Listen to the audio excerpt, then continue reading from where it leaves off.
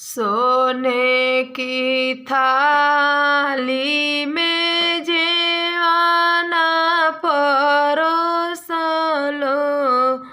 सोने की थाली में जेवाना परोसलो, जेवण ना जेवेले रुसी गईले राम हो जनक जी के माड़ावा में, रुसी गईले राम हो जनक जी के माड़ावा में। चारि सखी हँसेली चारि समुझावेली,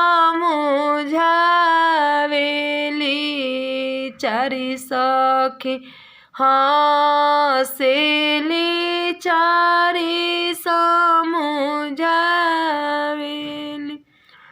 चारि सखी मिली जुली करेली बात हो जनक जी के माड़ावा में। रुसी गईले राम हो जनक जी के माड़ावा में। झांझर झारी सोरा ही के पानी, पनिया ना पिएले रुसी गईले राम हो जनक जी के माड़ावा में। चारि सखी हँसेली चारि समुझावेली,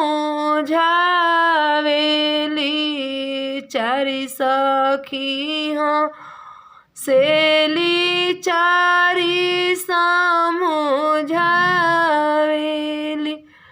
चारि सखियाँ मिली करेली बात हो जनक जी के माड़ावा में।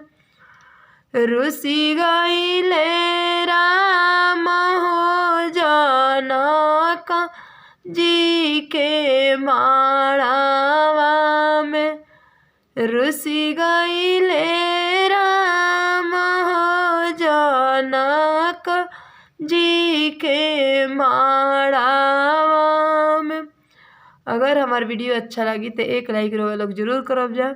अगर प्रिया के गीत और सुने के मन होके तो कमेंट में बताई जा।